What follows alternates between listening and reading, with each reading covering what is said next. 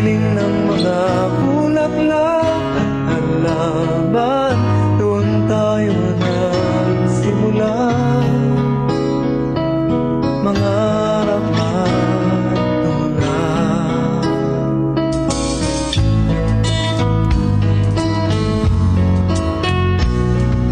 Natatandaan mo pa ba? Inukit kong puso sa punong mangga, at ang inalay kong bumamela.